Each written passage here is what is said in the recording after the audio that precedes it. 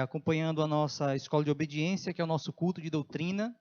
Dizer que você que não é inscrito ainda no nosso canal no YouTube, aproveita, se inscreve aí no nosso canal, deixa o seu comentário, deixa o seu ok aí no nosso canal do YouTube, no Facebook também, procura aí o nosso canal do Facebook e nos segue aí na nossa página, ok? E hoje à noite eu quero dar continuidade ao nosso estudo das terças-feiras e sextas, na nossa escola de obediência, falando sobre como vencer a intimidação. Nós estamos falando sobre intimidação e hoje especificamente eu quero falar sobre como vencer a intimidação. Para nós entendermos como vencer, eu preciso entender o que é a intimidação. Quais as armas que a intimidação pode usar? Quais são os meios da intimidação e quais são as armas que eu vou usar contra a intimidação? E aí eu vou entender como vencê-la. Para nós começarmos então, eu queria pensar com você sobre o que é a intimidação. E quando você procura o significado dessa palavra, um dos significados é a palavra que sentir amedrontado. Um dos significados dessa palavra é amedrontado, é causar medo, é tirar a confiança, é tirar a ousadia, Então, essa intimidação significa amedrontar. Então, na verdade, intimidação é fazer alguém se sentir amedrontado. Só que eu queria fazer aqui uma observação. O fato de alguém tentar me amedrontar não significa que eu serei. O fato de alguém tentar me intimidar não significa que eu serei intimidado. Uma coisa é alguém tentar, outra coisa é eu aceitar essa intimidação. O mais comum, então, é aceitar, é receber intimidação. E hoje nós vamos ver que mecanismos a intimidação usa para conseguir intimidar. E a partir desses mecanismos nós conseguimos, então, confrontá-los e, mais importante, vencer todos esses mecanismos de afronta que o inimigo pode lançar. Então, a primeira coisa é que a intimidação tem muito a ver com a minha aceitação de uma atitude de intimidar. Então, alguém pode, ou uma circunstância, ou o inimigo pode se levantar para me intimidar. Só que a questão é, eu vou aceitar essa intimidação? Eu vou aceitar ser amedrontado? Eu vou aceitar que ele vai conseguir me calar? Primeiro ponto é a afronta que vem. O primeiro ponto é a intimidação que vem. O segundo ponto é, quando eu recebo, o que é que eu vou fazer com isso? Como eu vou reagir a essa voz, a essa imagem, a esse pensamento de intimidação? Eu preciso entender isso. E quando eu entendo isso, eu começo a descobrir que existe dentro de mim já, colocado por Deus, a possibilidade poderosa de confrontar a intimidação e vencê-la. Quando nós vemos o contrário da palavra intimidação, é a palavra confiança e audácia. Duas palavras, tem várias, mas pelo menos essas duas palavras, confiança e audácia. Então isso significa que quando a intimidação vem, quando a afronta vem, ela vai vir. Agora, como eu vou reagir? Eu posso reagir me amedrontando, ou tendo confiança e reagindo, ou tendo audácia e reagindo. Essa é a primeira questão que nós precisamos entender. É como nós reagimos às afrontas. É como nós reagimos à tentativa de intimidar. É como nós reagimos à tentativa de amedrontar. Primeira coisa que eu quero que você compreenda. Compreendendo isso, nós vamos ver o que a Bíblia traz, várias, mas eu botei aqui pelo menos três situações em que a timidez se apresenta. E ela se apresenta com imagens, ela se apresenta como experiências e conhecimentos da minha vida, e ela se apresenta como vozes. Então existem circunstâncias onde vai se formar imagens de intimidação. Vai ter momentos que vão haver uma sabedoria em mim, um conhecimento em mim ou em alguém que vai gerar intimidação. E também vai haver momentos que vozes tentarão me intimidar. O primeiro exemplo está em Números, capítulo de número 13. Livro de Números. Capítulo de número 13 é um texto muito, muito conhecido, mas que neles nós podemos entender um dos mecanismos da intimidação. Uma das formas de intimidação. Em Números capítulo 13, versículo de número 31. Esse contexto aqui é quando os espias vão à Terra Prometida para analisar a terra, depois de 40 dias retornam com um relatório. A primeira parte do relatório, Josué e Caleb entregam. 2 dos 12 trazem um relatório positivo. Entretanto, os outros 10, a grande maioria, traz um relatório diferente. Versículo 31. Porém, os homens que com ele tinham subido disseram: não poderemos subir contra aquele povo, porque é mais forte do que nós. E diante dos filhos de Israel, infamaram a terra que havia espiado, dizendo: a terra pelo meio da qual passamos a espiar é terra que devora os seus moradores, e todo o povo que vimos nela são homens de grande estatura. Também vimos ali gigantes, e éramos aos nossos próprios olhos como gafanhotos, e assim também o éramos aos seus olhos. Essa primeira experiência de intimidação que eu quero trazer é quando nós enxergamos as situações e nos intimidamos diante dessas situações. São as imagens que nós temos, as imagens que nós percebemos. Agora, é interessante que essa mesma imagem, os 12 viram. Os 12 viram gigantes, os 12 viram o inimigo, os 12 viram o exército, mas somente 10 conseguiram ficar amedrontados. Somente esses 10 conseguiram ficar intimidados. Os outros 2, Josué e Caleb, não. Josué e Caleb, pelo contrário, disseram: nós iremos, subiremos e venceremos. Qual foi a diferença? Lembra quando eu falei sobre o contrário da palavra intimidação? O contrário da palavra é audácia, é confiança. Por que Josué e Caleb viram diferente? Porque eles olharam com olhar de confiança. Porque eles olharam com olhar de ousadia. A diferença não foi a imagem que eles viram, mas como eles viram aquela imagem. A partir de que prisma eles viram aqueles gigantes, aqueles inimigos. Josué e Caleb olhou por um prisma. O prisma do que Deus havia falado. Deus havia falado sobre conquista, sobre vitória, sobre possuir a terra. E essa era a imagem que estava dentro do coração de Josué e Caleb. Os outros 12 também ouviram, mas não creram.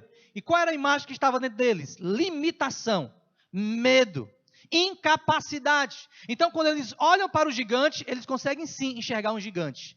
E olha para eles e ele diz: olha, nós éramos como gafanhotos. Olha como a intimidação é poderosa, que pode mudar a minha imagem de mim mesmo. A minha alta avaliação de mim. Aqueles homens não eram qualquer homem. Quando a gente vê assim, e mandaram os espias, a gente pensa que era qualquer um. Não era qualquer um. Eram os príncipes.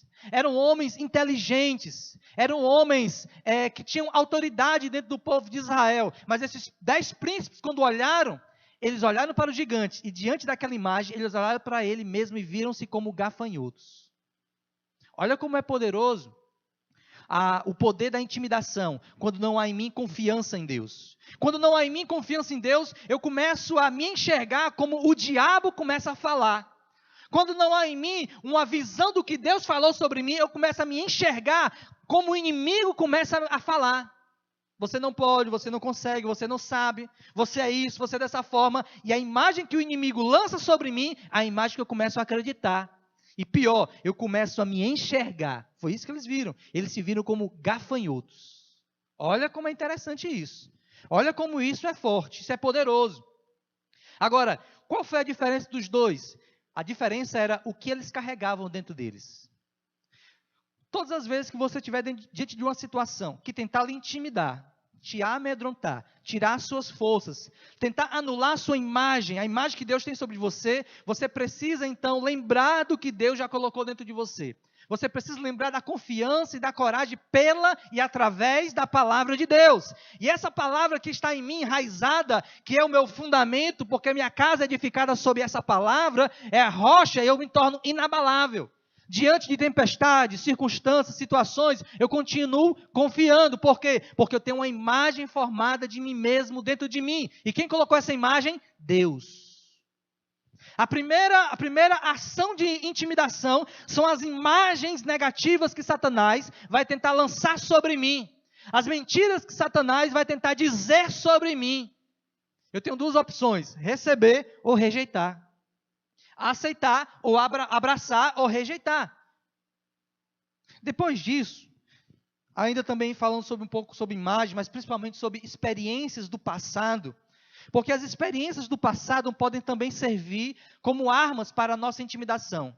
O nosso passado, as nossas experiências de frustrações, de dificuldades, de aflições, podem gerar em mim uma dificuldade de hoje crer. Pode gerar em mim uma possibilidade de olhar para a vida e dizer, como era antes, vai continuar sendo hoje e vai continuar sendo amanhã. Assim como eu fracassei, fracassarei novamente. A minha experiência, o meu conhecimento de vida, as dificuldades que eu vivi no passado, poderão ditar o meu presente e principalmente as minhas atitudes para o amanhã. Aí eu queria dar um exemplo de Gênesis, livro de Gênesis, capítulo de número 15, também um texto que nós conhecemos. Gênesis capítulo 15, quando Deus vai conversar com Abraão outra vez. Abraão já havia sido escolhido, já havia recebido uma promessa, já havia começado a caminhar dentro dessa promessa, mas havia algumas coisas em Abraão que precisavam ser alinhadas.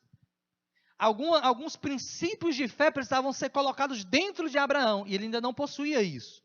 E quando chega no capítulo 15, um texto conhecidíssimo, vai dizer o seguinte, versículo 1. Depois desses acontecimentos, ele encontrou com Melquisedeque, tinha vencido os reis. Depois desses acontecimentos, veio a palavra do Senhor a Abraão numa visão e disse, não temas, Abraão, eu sou o teu escudo e o teu galardão será sobremodo grande. Respondeu Abraão, Senhor Deus, que me haverás de dar, se continuo sem filhos, e o herdeiro da minha casa é o Damasceno Eliezer? Eu acho interessante, eu vou dar uma pausazinha aqui, depois eu vou continuar. Porque imagina Deus conversando com Abraão, dizendo, Abraão, olha, o teu galardão é extraordinário. Se você escutasse Deus falando isso para você, se um anjo do Senhor aparecesse dizendo, olha, Deus mandou dizer que o teu futuro é extraordinário, qual era a tua reação? Com certeza de fé, de júbilo, de alegria.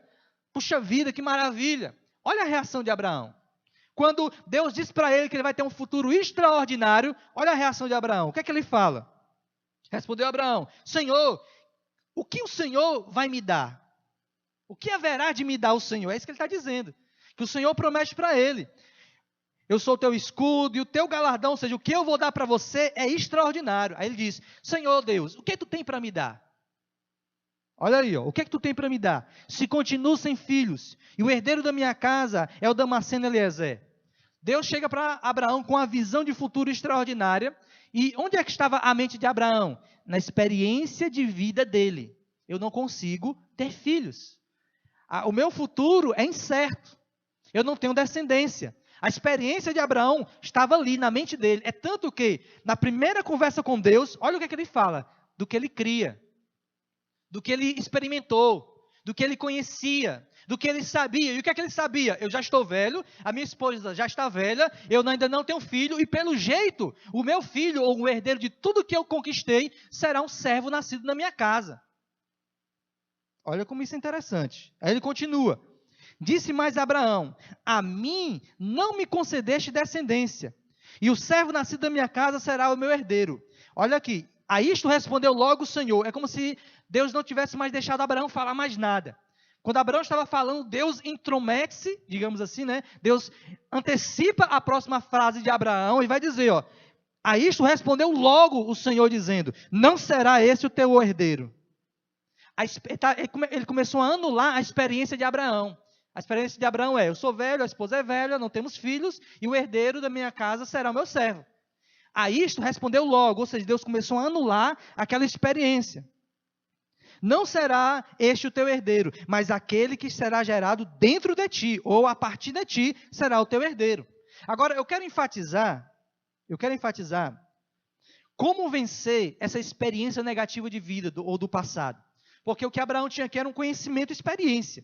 E aquilo estava anulando a fé dele, anulando a visão de futuro dele. A mesma coisa acontece com a gente. Por exemplo, uma vez eu coloquei uma empresa, não deu certo. Nunca mais vou colocar a empresa. Olha, a minha experiência do passado anula a minha fé no meu futuro.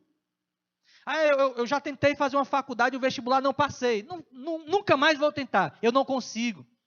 Experiência do passado anulando o meu futuro, intimidando as minhas ações para transformar o meu futuro. Como vencer isso? Aí a gente vai ver aqui o que foi que Deus fez para que Abraão vencesse. Versículo de número 5. Então Deus conduziu Abraão até fora, estava na tenda, até fora da tenda, e disse: olha para os céus e conta estrelas, se é que podes. E disse-lhe: assim será a tua posteridade. E Abraão creu no Senhor, e isso lhe foi imputado por justiça. Olha que coisa.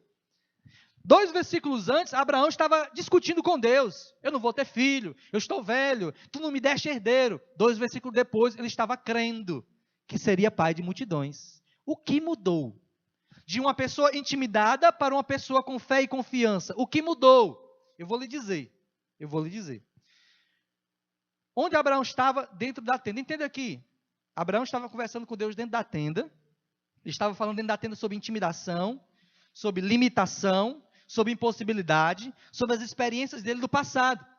Aí Deus, para mudar a mente dele, sai da tenda, vem para o lado de fora. E mostrou as estrelas do céu. E disse: se tu podes contar, conta. Essa tenda, eu quero aqui fazer o seguinte: essa tenda, ela vai, dentro desse contexto que eu quero falar, ela vai simbolizar as nossas experiências, a nossa zona de limitação mental. Essa tenda, ela vai significar ou simbolizar tudo aquilo que me impede de enxergar além. Uma tenda era tudo fechada. Aquilo, quando ele estava conversando primeiramente com Deus, estava dentro da tenda. Então ele não conseguia olhar para o céu, ele não conseguia olhar para o horizonte, ele não conseguia olhar para a frente, nada, porque o limite era a tenda. A minha pergunta para você é: qual tem sido o seu limite? Qual tenda está impedindo de você enxergar as grandezas de Deus? Qual tenda está impedindo você de olhar para o horizonte e ver aonde Deus quer te levar? Qual é a tua tenda? Qual é a tua limitação? Entenda, para que Abraão cresça, Deus tirou ele de dentro da limitação. Deus ajudou ele a tirar ele da zona de conforto, daquilo que na mente dele era tudo. O que tem sido a tua tenda? A tua limitação, a tua experiência. Aí está o ambiente de intimidação, de limitação, de amedrontamento. E quando ele sai, o que é que acontece? Deus olha para Abraão e diz: Abraão, conta as estrelas do céu. O que é que Deus está fazendo? Deus está mudando a mente de Abraão.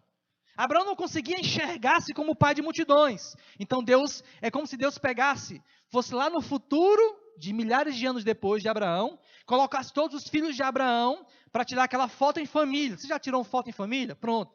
Foi isso que Deus fez com Abraão. Abraão, eu vou te mostrar a tua foto de família daqui a alguns milênios. Então Deus vai no futuro, tira uma foto da família de Abraão, multidões, e diz: Abraão, vem cá, deixa eu te mostrar um negócio. Tu vai ser pai de multidões, eu já fui no futuro, tirei uma foto da tua família e já trouxe para tu ver, olha aqui, ó, a foto. É isso que Deus disse: Abraão, olha para o céu, para as estrelas e tenta contar, assim será a tua descendência. Deus mostrou a fotografia familiar do futuro de Abraão. Aí a Bíblia diz que quando ele viu a foto da família, brincando aqui, né? Sobrinhos, netos, bisnetos, filhos, e as descendências dele, ele creu. Por que ele creu? Porque a imagem que estava na mente dele de limitação, a imagem de nada, não tinha nada, descendência, nada, foi tirada. E foi colocada uma imagem de abundância, de continuidade, de herança, de herdeiro, de gerações. E quando essa imagem entrou na mente de Abraão, ele creu. Aí ele já estava fora da tenda. Ele já estava ilimitado. Ele já estava sem nenhuma barreira geográfica, dimensional, mental, emocional, espiritual. Ele creu no que Deus mostrou para ele. Você precisa crer no que Deus mostra para você. E muitas vezes o que você ainda não viu é porque você está em uma tenda que te limita. Em uma experiência que te limita. Com imagens daquilo que você está acostumado a viver que te limitam. Sai da tua tenda. E depois que eu saio da minha tenda, o que é que acontece? Eu preciso continuar morando na minha tenda, só que eu não vou mais voltar para a mesma tenda. A Bíblia diz: alarga as tuas tendas, firma bem as estacas da tua tenda. Então, o que é isso? É aumentar o meu limite de atuação, o meu limite de fé. Antes a minha fé era essa tenda. Agora eu vou estender, vou alargar as minhas tendas. Agora a minha fé e a minha atuação é diferente. Agora eu vou aumentar mais as minhas tendas, eu vou firmar mais as minhas estacas, e a minha fé será mais avante, mais fortalecida, mais forte, porque eu vou fincar com força essas estacas que vão manter aquela imagem firme na minha mente. E para encerrar, eu quero falar sobre outro inimigo, que são as vozes de intimidação. Eu quero ler um texto também conhecido. Esse texto é um texto que nós podemos pregar milhares de vezes,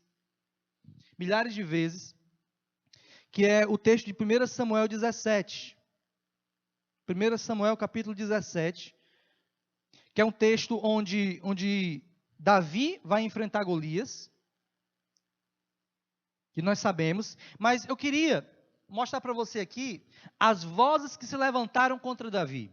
Pelo menos aqui existem 3 vozes de intimidação contra Davi. 3 vozes que se levantam para tentar intimidar Davi. Davi, ele era um adolescente, ou seja, não podia ir para a guerra quando os filisteus se levantaram para guerrear contra Israel. Os irmãos deles, que já eram velhos, mais velhos do que ele, faziam parte do exército, estavam ali.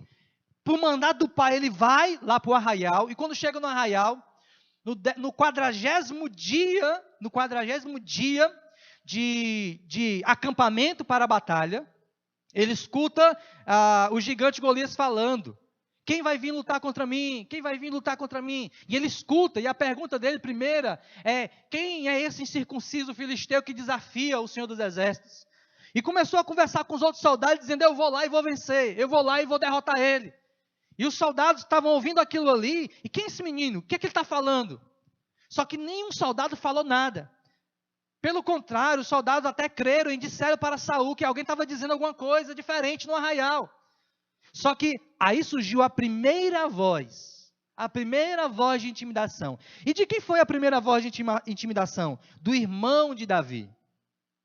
Ouvindo Eliabe, seu irmão mais velho, falar Davi para aqueles homens, acendeu-se-lhe a ira contra Davi e disse: por que desceste aqui, Davi? E a quem deixaste aquelas poucas ovelhas no deserto? Bem conheço a tua presunção, ou teu orgulho, e a tua soberba, a tua maldade. Desceste apenas para ver a morte, ou para ver a peleja. A primeira voz foi uma voz de intimidação familiar, irmão de Davi, próximo de Davi, mas era alguém que não se dava muito bem com Davi. Como é que Davi vence essa voz? Respondeu Davi: o que eu fiz? Fiz somente uma pergunta. Desviando-se dele para o outro lado, falou a mesma coisa, e o povo lhe tornou a responder como antes. Como foi que Davi venceu essa voz de intimidação? Ele não deu valor a essa voz. Quando Eliabe diz: o que é que tu está fazendo aqui? Eu sei, tu é orgulhoso, tu é presunçoso, tu só quer ver sangue. Davi se vira e disse: o que é que eu fiz dessa vez? Eu só vim aqui. E se virou as costas. O que é que significa virar as costas? Não dar mais atenção. Virar as costas é não valorizar aquela palavra que está sendo falada. E por que isso é importante? Isso aqui é um mecanismo de vencer, não valorizar. Muitas vezes o que acontece? Às vezes, palavras contrárias vêm até nós, só que nós supervalorizamos essas palavras. Davi poderia ter brigado com Eliabe, quem sabe tinha discussões em casa. Davi poderia ali ter brigado. Você está pensando o que você está falando com quem? Você está pensando o quê? E ter confrontado ele, mas ele não confrontou, simplesmente ele se desviou. Ele não valorizou aquilo. Olha, tem muitas vozes que nós não podemos valorizar. O que é valorizar? Valorizar é eu me virar e dar atenção, debater, discutir. Isso é valorizar. Então, estou valorizando aquela voz contrária. Tem vozes que não merecem nem o meu tempo para ela. Tem vozes que não merecem nada meu. Simplesmente o meu desprezo. Simplesmente eu virar de costas. Por quê? Porque para Davi existe algo mais importante. Derrubar gigantes. Enquanto você dá atenção para vozes de intimidação que não precisam de valorização, você está perdendo tempo para derrotar gigantes. A voz de intimidação, todas as vozes de intimidação era para tentar tirar Davi do páreo. Toda voz de intimidação do diabo que se levanta contra nós e contra você é para tentar tirar você da batalha.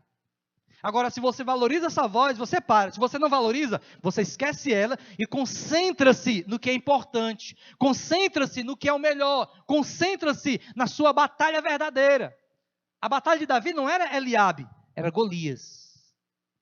Não confunda Eliabes com Golias. Tem muito crente, irmão, chamando Eliabe de gigante. Colocando Eliabe como o verdadeiro inimigo. Não é inimigo. É só uma vozinha.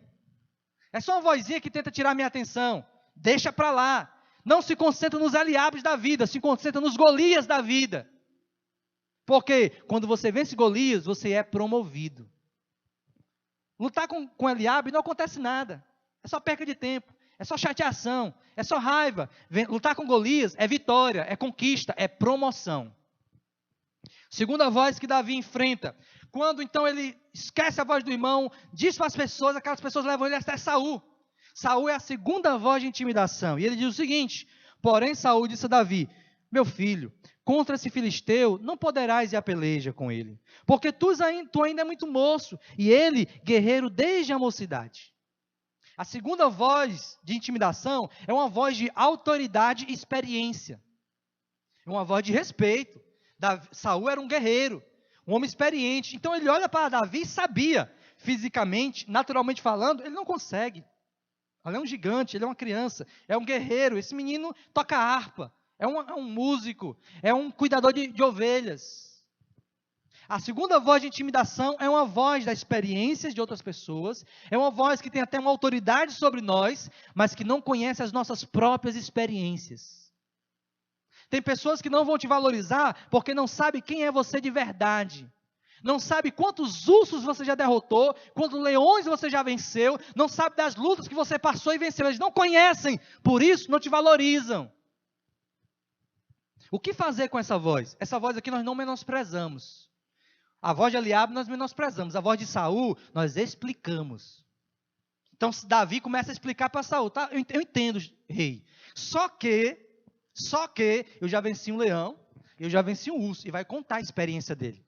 E por causa dessa experiência, então, Saul creu, digamos assim, né? Saul deixou Davi lutar. A segunda voz de intimidação é uma voz de autoridade e experiência, que tenta simplesmente me proteger. A voz de Saul não era uma voz para o mal de Davi, ele queria o bem. Ele tinha experiência, não, meu filho, se você vai morrer, eu não quero que você morra. Eu quero que você viva. Só que ele não conhecia as verdadeiras habilidades e a verdadeira experiência de Davi e intimidade com Deus. Terceira voz. Depois que eu passo pela voz dos Eliabes, depois que eu passo pelas vozes dos Saús, eu encontro a voz do inimigo, que é a voz do gigante.